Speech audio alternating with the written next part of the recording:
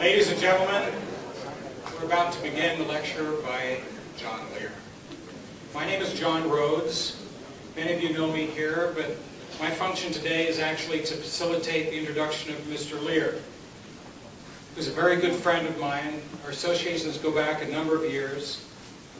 And as you well know his name, for 22 years he's been out here speaking about this subject matter with an authority as a commercial airline pilot with thousands of hours of flying time. So he's the perfect eyewitness and investigator into anything that has to do with flying phenomena. John is rated in over 100 aircraft. He has been flying with airlines commercially and privately in over 60 countries. He's held 17 world speed records for flight. He's the senior vice commander of the China One Post. He's also a 24-year member of the Special Ops Association, with many, many years overseas working for the Central Intelligence Agency as a pilot. Today's lecture is called The Living Moon, How and Where the Cover-Up Started in 1870. As an amendment to his introduction, I would just like to say that this gentleman has really sacrificed a lot. His career was severely affected by his speaking publicly on the subject matter. His integrity is unquestionable. His accuracy is really quite unique in this field. I know because I double-checked on a couple of things that John has said, as we all do. But more than that, this is a gentleman that will literally give you his soul before he ever takes a dollar in profit. And that's a very rare thing in this field. Still, he hasn't got the book or the DVD, so we belong in a small select club, he and myself. This information is being put out there to help people on a journey of exploration for not only their mental exercise, but also their spiritual exercise. If you need to see any of John's most recent notes, you can find them on abovetopsecret.com, where he has his own blog. And also downstairs, John, in his wisdom, has come up with the perfect device to make sure that you can remain independent from any kind of mind control. You will also be a welcome guest at any Thanksgiving dinner where they forgot the tin foil. And it's quite stylish, as you can see, with a feather in the cap. And without saying anything more, ladies and gentlemen, I'd like to introduce to you my good friend and colleague, John Lear.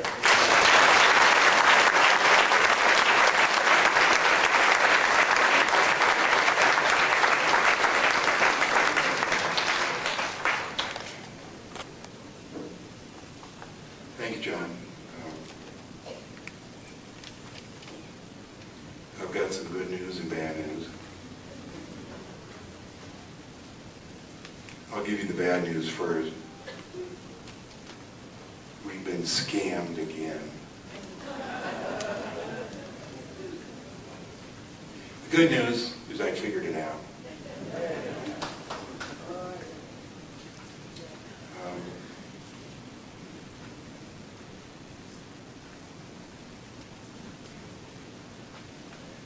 For a number of years, I just looked at the moon like the rest of us, and just looked like something up there. I believed it, there's no doubt in my mind that we went there in Apollo 11, 12, 14, 15, 16, 17, and the words of James Lovell, as they went around, I think, Apollo 8, saying it's, dead, chalky substance, no gray, no nothing. And I really believe that. And a number of years ago, a friend of mine in Chicago said, if you get a chance, come on over and I want to show you some pictures. And I went over and he had a book, a Canadian book. It was called, I think it was Pictorial History of the Moon by Charrington. And he showed me a photo from Lunar Orbiter 5, and I didn't even know the Lunar Orbiter series then. Lunar Orbiter 5, and it was 155 M. And it showed an overview from directly down on the crater Copernicus, and there was 5 huge cylindrical tanks. I mean, it was obvious. who put those there? I mean, there was no doubt about it. I mean, it couldn't have been, you know, something natural. It was huge, great big tanks. So then, a few weeks later, I had ordered a copy, and I remember the exact moment that I was sitting, or actually sitting up in the bed at the Hacienda Hotel of LA International waiting for a flight, and I had another photo in this book, and this one was Lunar Orbiter 162, and that was an oblique photo taken in an angle of the same crater. And I looked, and I was looking at it, and I saw vapor clouds going up in this photo, and it was just amazing. I mean, the hairs went up on the back of my neck, and it was just thrilling. I said, there's something going on up there. And I remember calling Richard Hoagland and talked to him about it, and he said, well, you know, draw what you see and send it to me. And I frantically drew what I saw in this photo, put the number of the phone and everything, and FedExed it for the next morning. And this is my first experience with how FedEx can, you know, track anything because it didn't get there the next morning. And when I called, I said, what happened? They said, you know, it missed the sort. The sort is when the airplanes all come into like Memphis and then they all go out. When they come in, that's called the sort, where they change all the packages. And I got it free, and it eventually got to Richard, but he didn't have much to say on it. And so over the years, I started ordering photos from NASA. And I think it was like in 1996 or 97, I ordered 5 photos, and one of them was this 62 M of the Copernicus crater, the oblique photo. And when it came in a tube as a negative. Now, I'd never heard of anybody having negatives, and this was a 16 by 20 negative. It's huge, like that. I thought I was going to get a print that I could look at, you know. So in those days, of course, technology wasn't advanced. Nobody had any way to enlarge a negative or print a negative like that. I did get a contact print, but of course that gives you a negative that you can't tell too much. And so it was like maybe 4 or 5 years until the technology got to where I could take this negative down and get it printed. And when I did, it was just amazing what I saw. There was stuff all over the place. So I took it over to Bob Lazar's house, and he made 4 scans of it, called them Copernicus 1, 2, 3, and 4, and put them on the computer. And one of the scans shows, and I'll show you in a minute here, a little building up there. And I remember first talking about this stuff on the moon with Bob Lazar, and I went to leave his house one day, and you know, I was trying to convince him the stuff up there, and as I got to the door, he said, you know, John, if any of the stuff is true, I'm going to have to kill myself.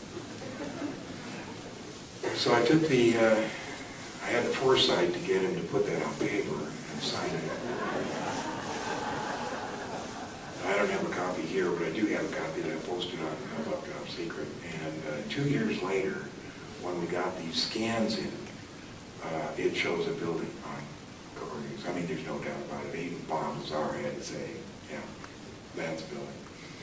And so as I'm about to walk out, you know, this 2 years later, I said, Bob, you know, I know you're going to honor your promise, and you did promise to kill yourself. And he said, well, like, is there any way I can get out of it? And I said, well, I'll tell you what, if you'll sign this little paper, and it says, I, Bob Lazar, in return for not having to kill myself, do admit that there is a building on the moon. Signed Bob Lazar, and I put the date. So anyway, those photos sat around until I think a year and a half or a year ago, and I was working, posting on Above Top Secret, and I thought, you know, I'd like to put those on those and see what the guys have to say, because Above Top Secret, they talk about everything, and there's some really sharp guys on there. And we put those 4 photos on there, and we put them in high res, so they could see all the stuff that I saw. And put them on there, and people just finally, after about, the first week, everybody said, no, I think you're seeing things, John. Then one by one, the guys started to see, hey, no, wait a minute, I see something. Then somebody else said, no, I see something, and then we saw all kinds of stuff. So that led to me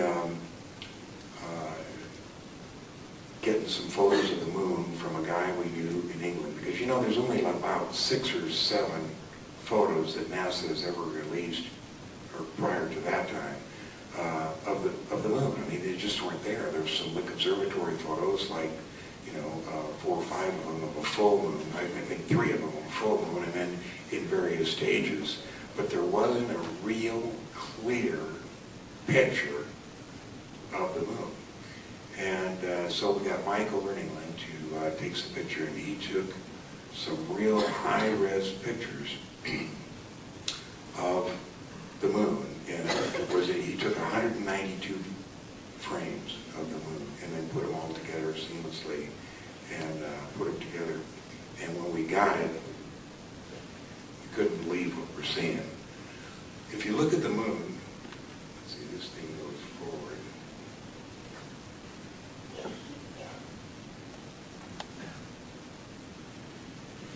That little dot right there is one of the brightest objects on the moon. And NASA's never said that much about it. It's a crater called Aristarchus, and any photo I've ever seen, starting back to Lick Lick Observatory photos back to 1938, that photo is always just white, pure white. It's like somebody just took a pen and a whiteout pen and made it pure white. And whenever you ask anybody a question about it, they say, yeah, I don't know what it is. It looks like white. That's what it is. And if you can't see it, well, let me see it.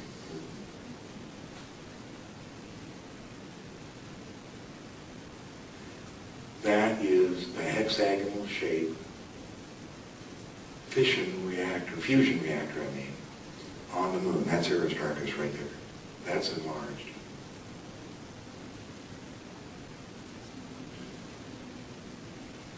You can see the arches. And right there, arches. And I'm going to show you another picture of the different flows. Down here, there's a road. Right here, there's an entrance. Here, the road goes inside the thing here. There's some tunnels here, and I'll show you. But anyway, we saw this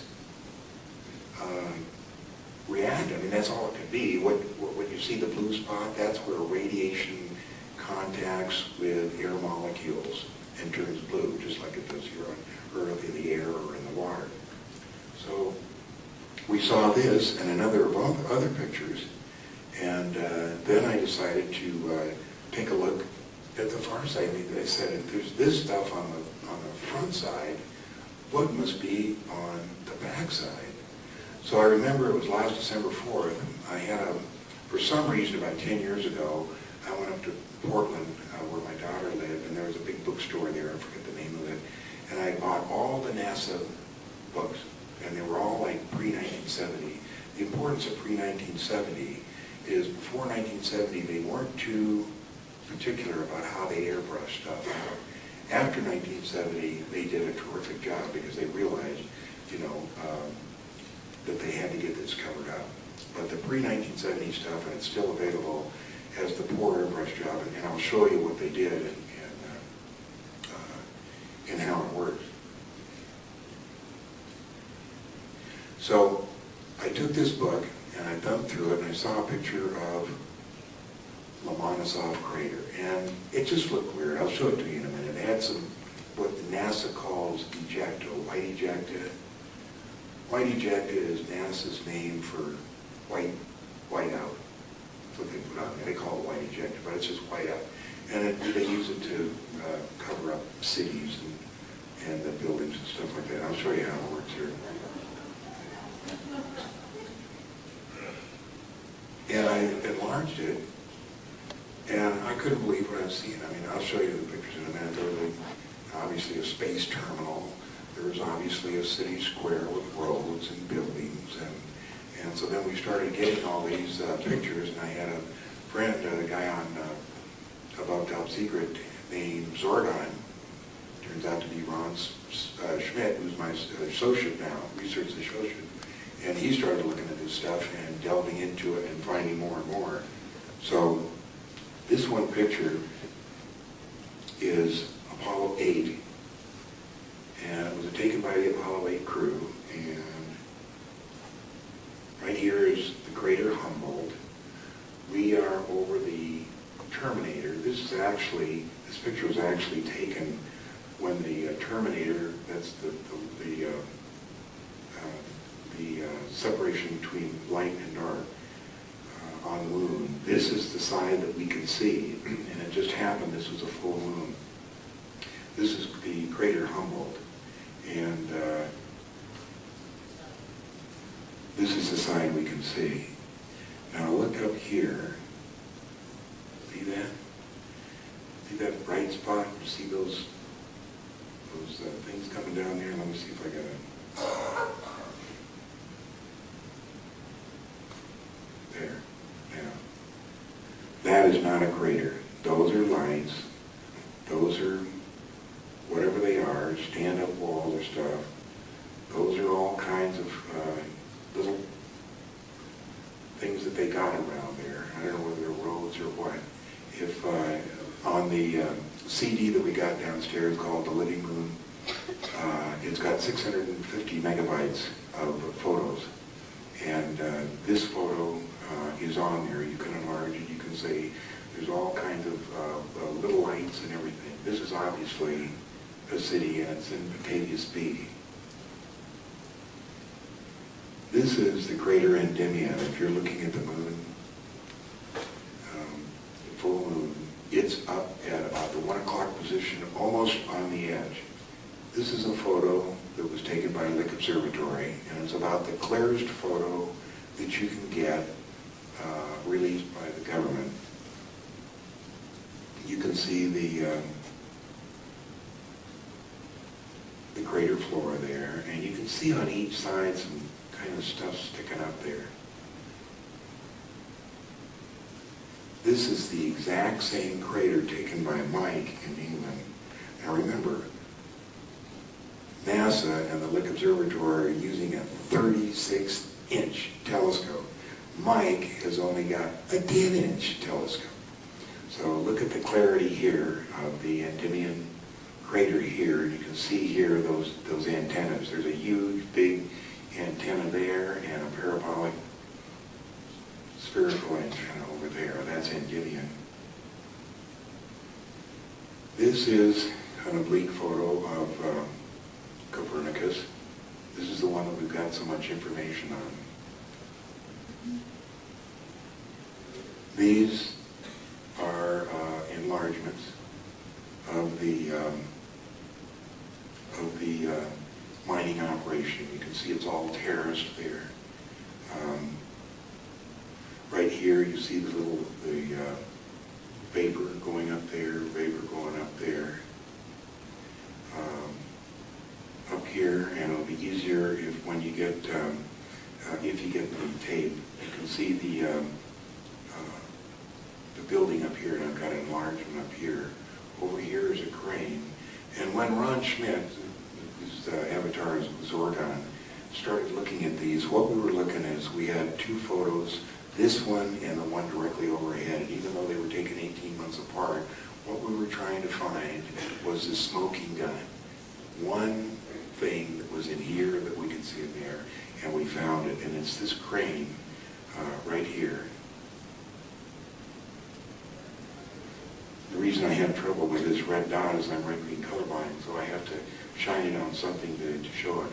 Right there is a crane, and I'm going to show it to you in another photo here. Okay, now this is the building, and this is a close-up. I'm going to show you this is the 3 floors right here, and this is the what I call ramp. Now I call this facetiously a parking garage. but it is definitely a 3-story building. Somebody built it, put it on the moon. That's a colorized version of it. This, I'll show you what this is. This is a long ramp, and you can see right here the beautiful arches right there, and the arches go in like that. Let's see if I got a colorized version of it. Here's a colorized version. You can see the arches down there. I wish I could see red. I can find that dot. Here is a bucket wheel excavator. And it's really interesting because I looked at this thing for years, and I was trying to make it out as a tank, and the vapor was flowing out, but it's not.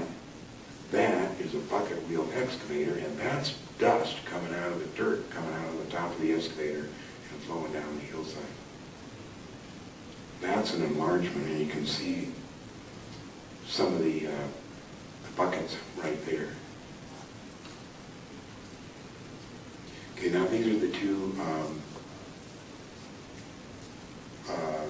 vapors, indication of vapors there that are going up. And of course, if the moon is a vacuum, you can't have vapor. So this is one of the evidence that there is certainly an atmosphere on the moon. This is a photo that Ron put together to show you all the stuffs in that one photo. This is the crane right there, and this is it colorized right there. This is the left portion of the crater Copernicus. And this thing right here is the bucket wheel excavator. And here's what's really interesting. This is what we call the keep. It's a road. It goes all the way from here, all the way up there, and there's all kinds of things on that road. There's buildings. I'll show you a bucket wheel excavator. There's cranes. There's all kinds of stuff up there. And up here, there's all kinds of stuff up there.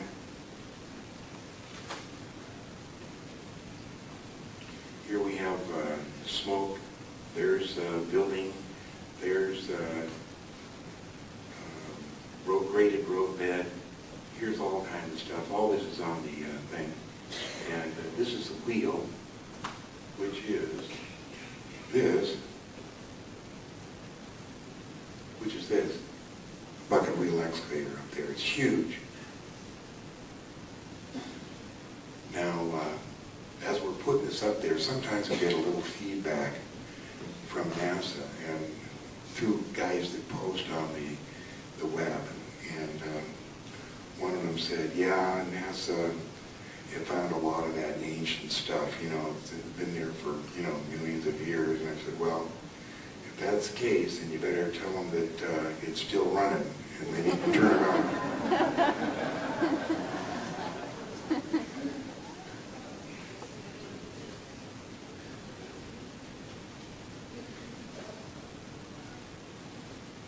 I need to go back here.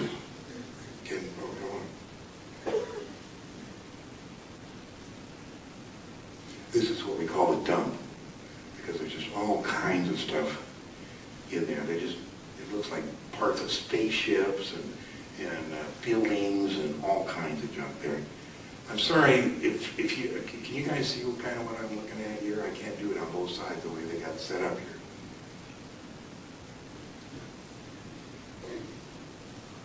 There's more of the dump. You can see something there, the pose here. This is the Marius crater. By the way, this is Kepler. Now, let me get it. See all that stuff here? All that's construction. This is a mining camp. You can see all the dust and the stuff coming down there. And this is a bunch of buildings right there. Let's see if we can enlarge it for you. And this white slab is part of a cover-up. I don't know what's there, but they obviously painted that part in. Now, you can see there, that's the little city, that's the slab. This is the mining operation. You can see the road, you can see dust coming down, all that, and all this construction over here.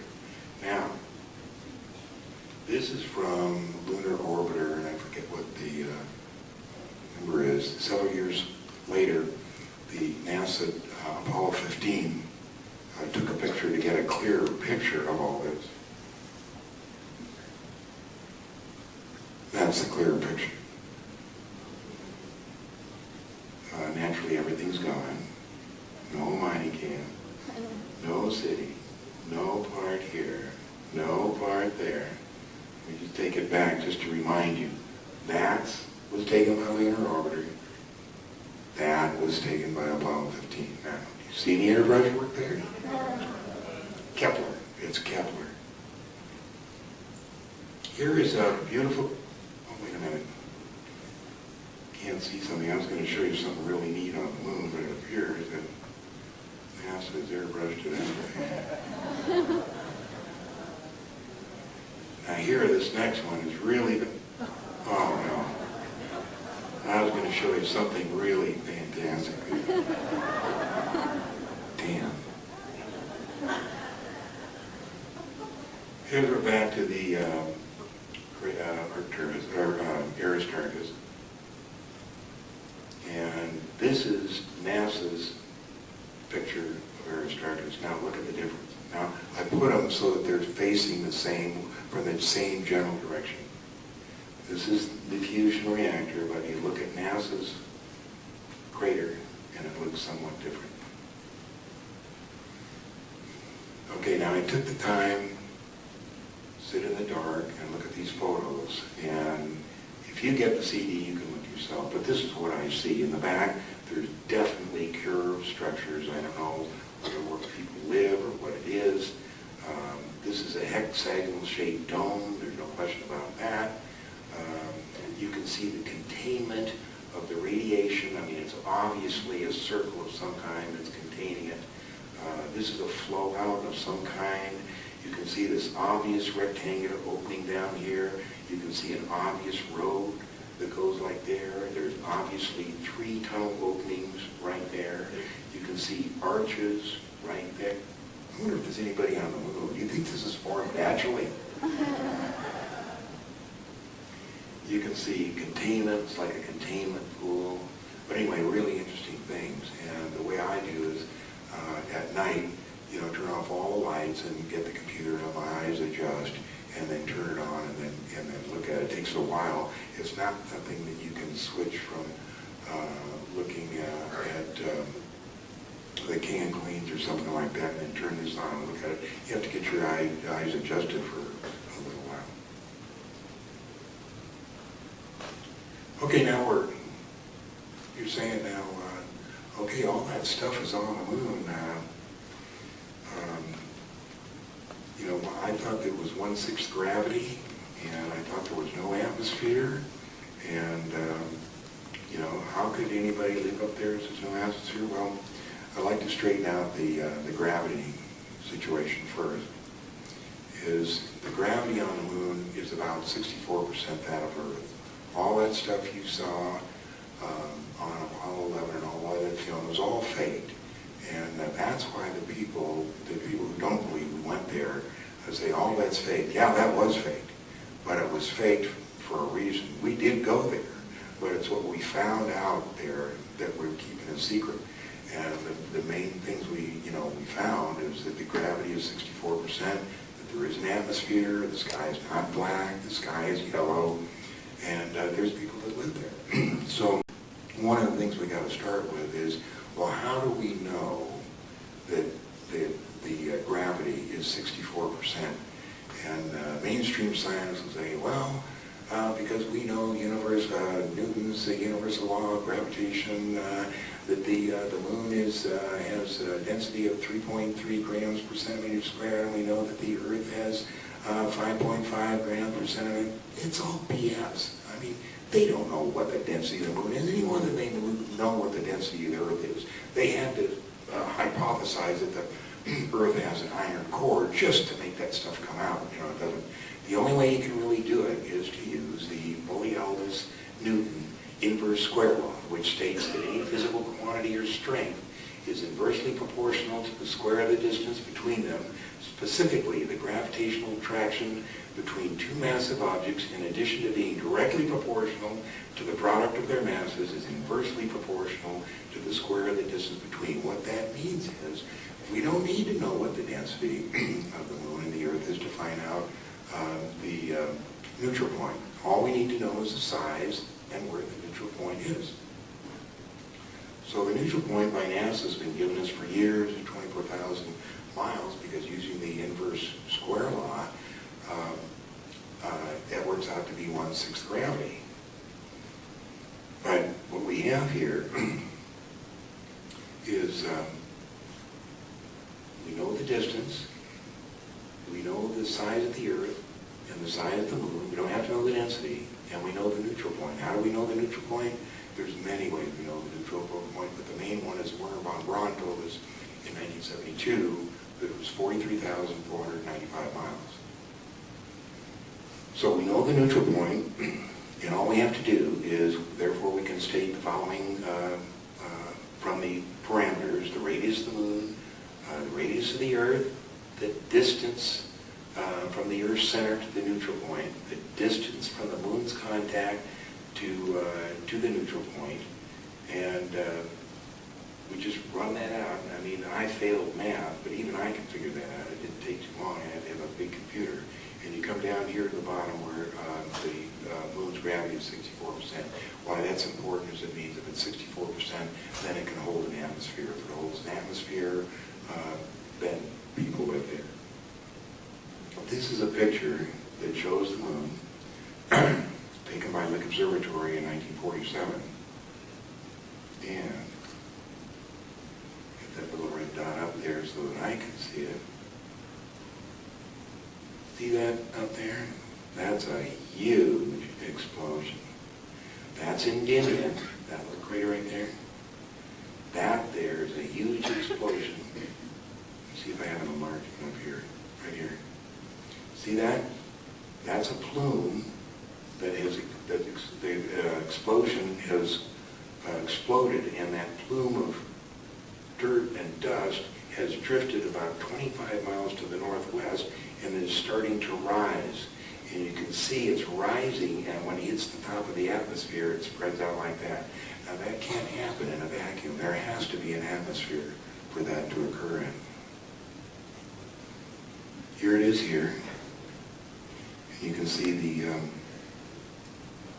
plume drifting. That's about 25 miles and then heading up into the atmosphere.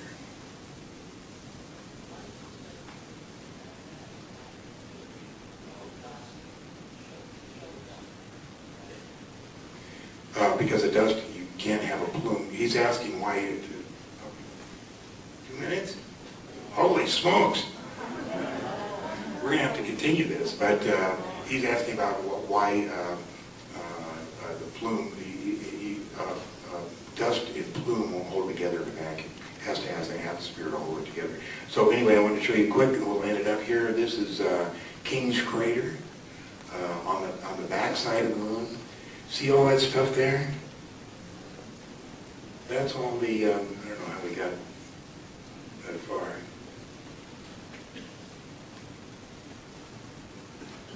I lost it. I must have clicked it. Oh, here we are. Oh, I see what's happening. I'm hitting the wrong buttons. That's King's Crater. That's the vegetation there. This is the backside of the moon. This was taken by Russia. Let me show you a quick couple of things here. This is, there's some fantastic things in this picture. There's a huge mushroom. Oh, here it is, right here. Just stands up. It's perfect. This thing down here, that's a 40-mile building. We're going to have to hustle right along here. That's it right there. See that building right there? That is 40 miles wide, and those are 3 huge cylinders that stick up, and that's a great big arch. That's it enlarged. This is Daedalus. That's a building right there. Anyway, we'll go into the rest of this. That's a huge arch on the moon right there. Beautiful construction. This is the thing that, how do you got that? It's been great talking to you.